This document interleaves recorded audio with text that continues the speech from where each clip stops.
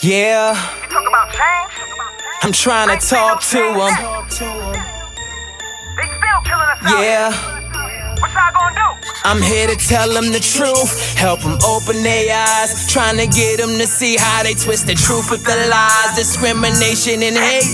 The system has failed. They don't kill you in the street, they'll put you under the jail. It's the American nightmare, living this American nightmare. They hide behind their badge, they don't fight fair. They killing us right here, showing us proof. It ain't no room for no color other than red, white, and blue. Yeah, you love me when I'm gaining yards, crossing over, snatching those hoops. You love me when I'm... Ask yourself this question. What kind of leader are you? Are you the kind of leader to sit back and watch soldiers get fucked over? Or are you the kind of leader that just follows the pack? Are you the kind of leader that's not willing to stand up what he or she knows is right, legally and morally, to place the soldiers' welfare first? Or are you the kind of leader to just listen to what the chain of command says? Follow the recommendation? Or are you going to use your heart? Because in today's army, we need leaders that use their heart. There are soldiers out there dying, soldiers out there starving, and we have leaders sitting back doing absolutely nothing. First thing an NCO want to do or officer want to do is take a soldier's money. That's the first thing an NCO in today's army wants to do, is take a soldier's money. Why? Not only are you hurting that soldier, you hurting that soldier's family and everybody that soldier's supporting, which is breaking down the entire reason why the soldier came into the military in the first place. So why should he trust you? Why should he give his all? How can that be the first option? Take the soldier's money. In all actuality, that should be the final option, the last option. You should exercise every option that you have to rehabilitate, train a soldier, communicate to a soldier way before you start taking his money. The real problem is officers don't know their soldiers. NCOs don't know their soldiers. NCOs are worrying about themselves while officers are worrying about themselves. Those officers don't get up and come down and meet their soldiers, talk to their soldiers, have counseling sessions with their soldiers. The only time they come down and meet their soldiers and speak to them is if it's a negative or an extremely positive event. These are the only times. Other than that, they don't even know their soldiers. So by the time this soldier gets in trouble, the only thing that the commander can do is look at what's in black and white and punish him. Most likely, the soldier's going to receive the maximum effective punishment. Company commander don't even know nothing about you. Sergeant major don't know nothing about you. Battalion commander don't know nothing about you. Your non-commissioned officer writes you up every day because he just don't like you, because you had a disagreement with him, because he holds a rank in which you don't hold. So you dare not speak to him and speak your mind. And if you do, it's war on from there on out. And the fact that no one in your chain of command knows who you are, all they see is paperwork, they're going to destroy your life. You signed up to serve your country, but yet the enemy is standing right next to you. I've seen soldiers lose everything only because they had a personal issue with their first line supervisor. Personal issue, not regulation. Me, as long as I've been in the army, everyone learns. Once you learn the game, you can get anybody. I can take a soldier who ain't never have a problem ever. I can zero in on him and I can fuck with him every day. I can either push him to the point in which he does something stupid, or I could just write him up and never let him see the chain of command, because the company commander ain't never coming down there to talk to him. He don't give a fuck about you. Only thing he care about is his paperwork. Because what's in black and white is standing. The soldier don't even get a chance to talk in the Article 15 reading. Barely. By the time the soldier even gets to the Article 15 reading, the person who's holding that reading then heard so much bad things about the soldier, which possibly, in 50% of the time, is not even true. It's hearsay. So by the time the soldier gets into the Article 15 reading, he's already done. He walked in guilty. Most of the soldiers of today aren't even smart enough to defend themselves in an Article 15 reading. They walk in there slaughtered.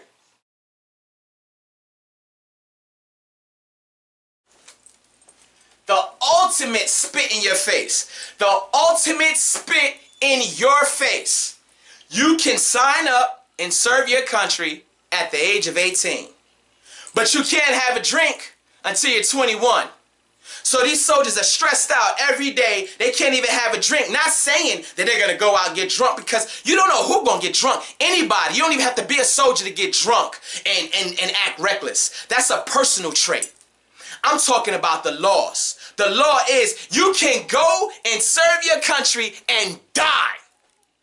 But if you have one drink, your whole career over. What the fuck? You telling me I can go to a war zone, get shot at, leave my family and my kids to guard my country, but I can't have a drink? And if I do, I'm gonna face serious repercussions, and everybody in my unit gonna talk about me.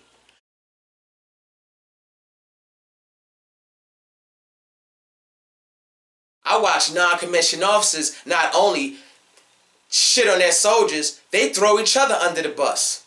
The non-commissioned officer corps is broken. It's broken. The Army's promotion system has us pitted against each other to a point in which it's so competitive, we're throwing each other under the bus every chance we get. Talking behind each other's back. I know if you serving in the Army today or have been in the Army, I know that you know exactly what I'm talking about, because you're probably going to work tomorrow and somebody's going to talk about you, or you're probably the one going to work talking about somebody. You see, that's where it's broken at, and it's supposed to be laws in place to break this, but it's more drama in the NCO Corps than there is in the Officer Corps. The NCO Corps is broken. What's even worse is the African American NCOs do each other the worst. They talk about each other the worst.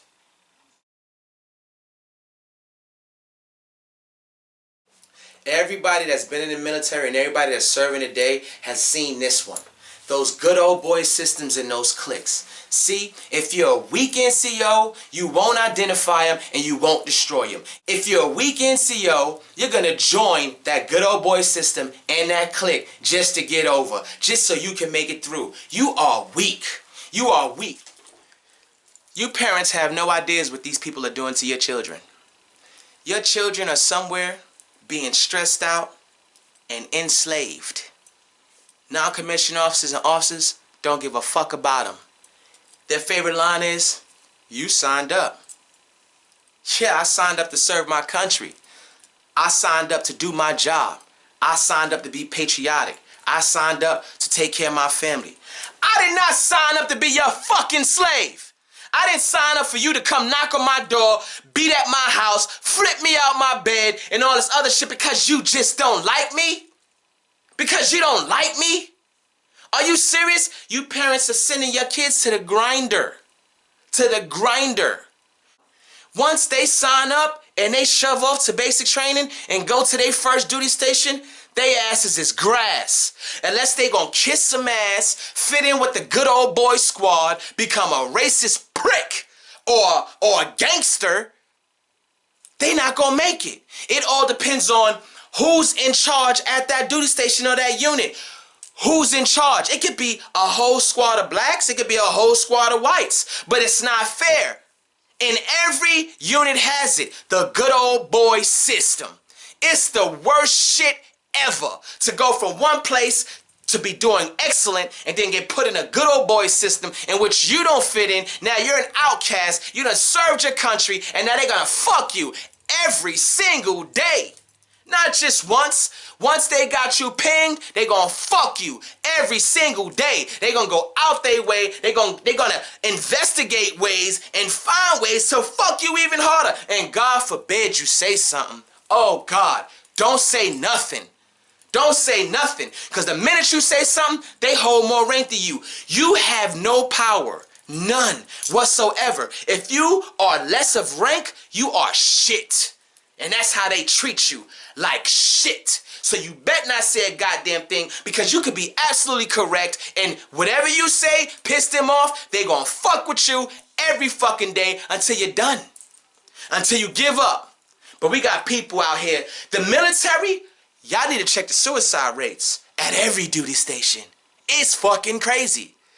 We got more deaths in garrison than we do at war.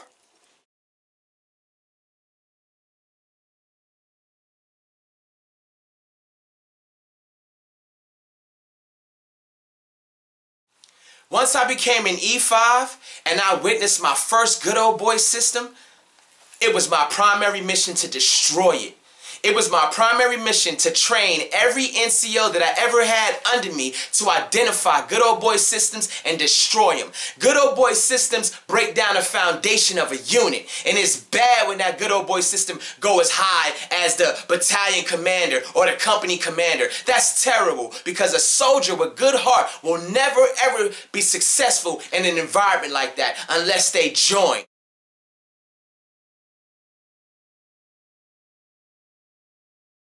First and foremost, today's PT standards are wrong.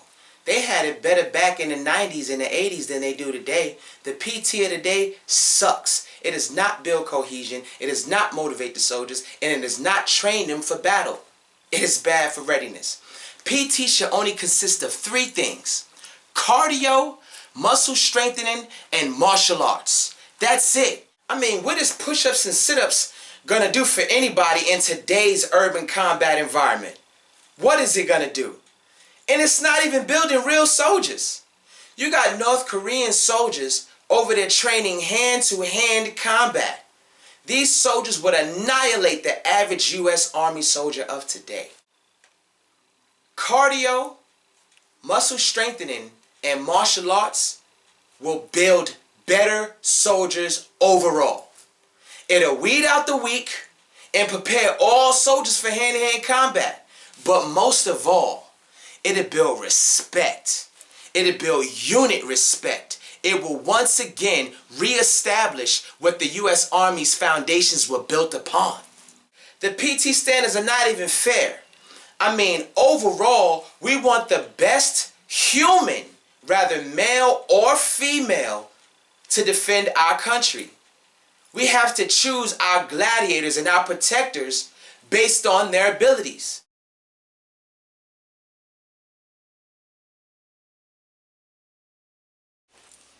These drill sergeants don't have no power. They can't do nothing. When I came in the Army, you run your mouth, you get your ass beat. That's a soldier, because we're gladiators. But first and foremost, we are gladiators. That's what we do. We serve and we protect. But yet the drill sergeants don't have no power. Drill sergeants can't do nothing. Soldiers making it out of AIT, gaining rank. By the time they make E5, E6, they don't even know nothing. So what they gonna do in turn, it's gonna be a same vicious cycle. They're gonna do the same bullshit that was done to them to the next soldier. They wasn't even trained right. They can't even shoot. But we gonna send them overseas to guard our country. Then we gonna show all these commercials like the United States military is so prestigious. Man, are you fucking crazy? It is a fucking zoo. This gender equality evolution that we're pushing towards now, that's the way to go. But we need to bypass all this red tape and bullshit. Let's get to fair PT standards. And worst of all, the PT standards of today, they count for promotions. You should be equally smart as you are physically strong.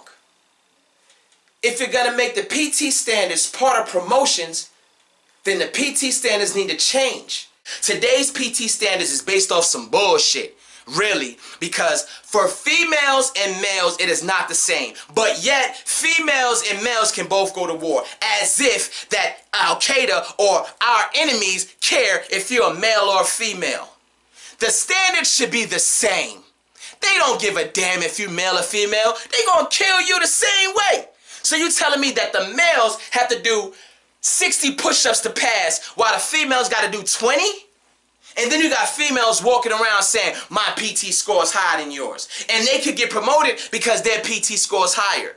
This should be based off of one standard. Who the hell is going to go overseas and serve their country at the best of their ability? Females are not weaker. How can you say females are weaker when they can do things that men can't do? They can go through experiences that a man can never experience. Ever. But yet we claim for them to be the weaker vessel. Bullshit. Gender equality. Soldier is a soldier is a soldier. No matter what. That's how it's supposed to be. Now females, let's think about this. Are you weaker than a male? Because I know females from my hood, females from Harlem that'll beat a motherfucker ass off top.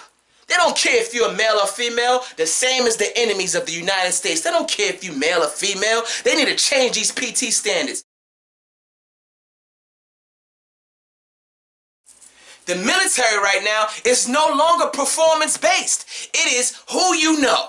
That's how you get promoted. Who you know. You got soldiers and NCOs out here busting their ass to get promoted, but they don't know nobody. Then you got these guys sitting behind desks, barely doing PT or meeting the standard, and they're getting promoted. This is how we are building our military. And you can't tell me, because as I said before, I've been in here 19.5 years. I've observed everything. I've witnessed it firsthand. This is some bullshit, but yet we sending our children out here. I will not send my kids to serve this country in this military, and it's this way.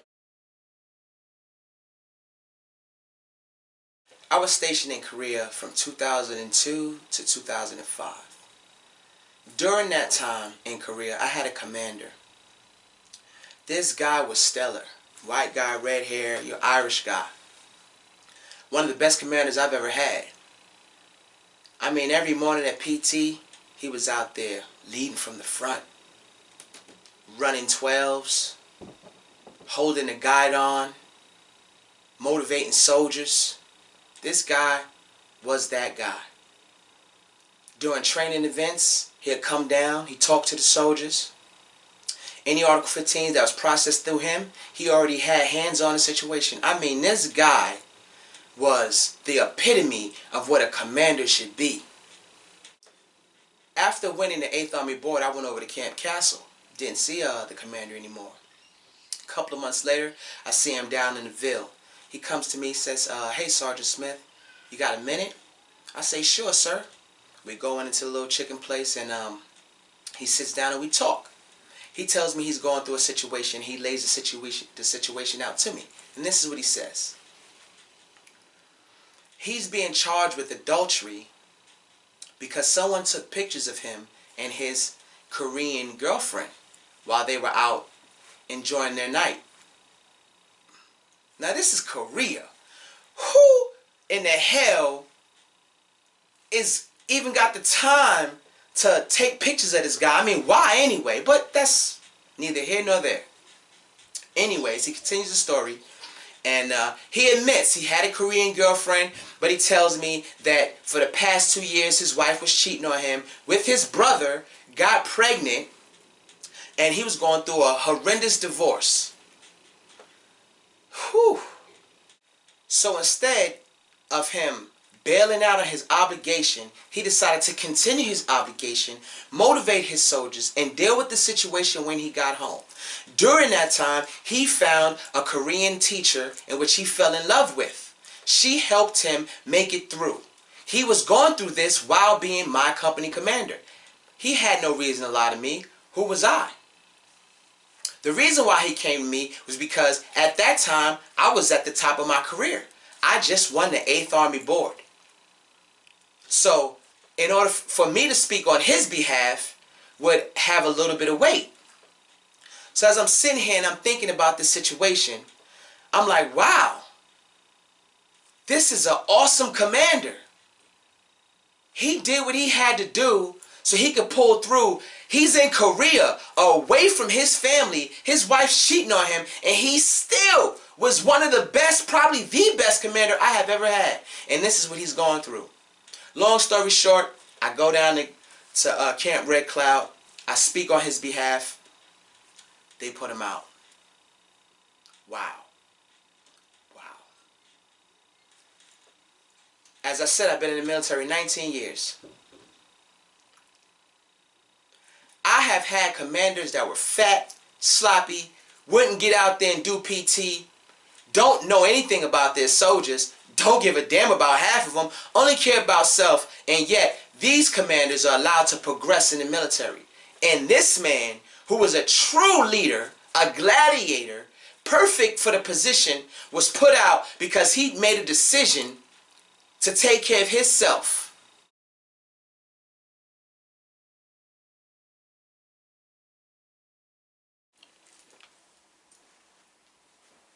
This one is definitely racial. AR 670-1. The wear and appearance of the military uniform. If I was Caucasian, it would be very easy for me to do my hair. It would be very easy for me to shave. But I'm not Caucasian. I am African American. So in order for me to have a great appearance and my hair to be within standard, I have to wear a do-rag. But these bastards won't even let me wear a do-rag. Why? I'm not you. I live my way, my culture. I'm doing my job. This do-rag keeps my hair the way it is. But yet, you're gonna judge me and call me a thug because I wear do-rag. I ain't never been in a gang in my motherfucking life. I wear this do-rag so I can look good because I'm black. I'm not white. I can't just put gel in my hair and brush my shit. I gotta wrap my shit up. Some of the females have to wrap their hair up. They not these white girls.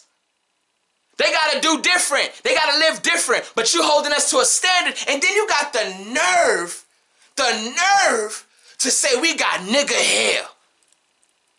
Get the fuck, you motherfuckers. Most of us black men, we can't even shave. We break out.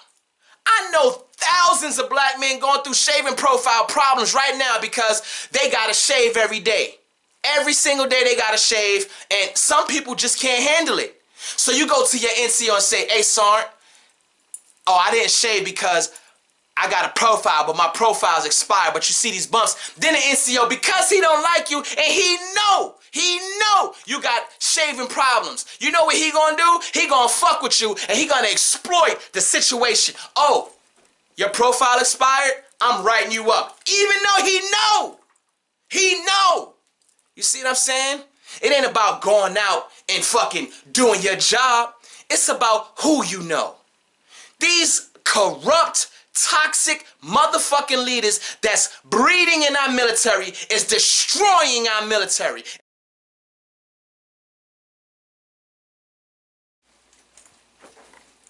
The army made me this way. From the innocent to the violent. From the point when the nigga just thought about killing to the point where I'm thinking about trying it. Fuck this crying shit. My conscience is now murderous on some dying shit. Make me run the gram at M16, load a magazine, turn the whole base camp to a murder scene, sound the alarm. Somebody better call the police, transform to a savage beast, much more than an average thief, about to steal your soul. Lock and load the clip, go loco. Come and think about this shit, fuck Popo. Alert the National Guard. Air Force, Marines, FBI's terrorist squad. I'ma send a lot of niggas to God. Life is hard, and this nigga is down and out. So I'm thinking about wilding out. The game just begun, and I'm already filing out. Smoke a blunt to the head, and I'm signing out.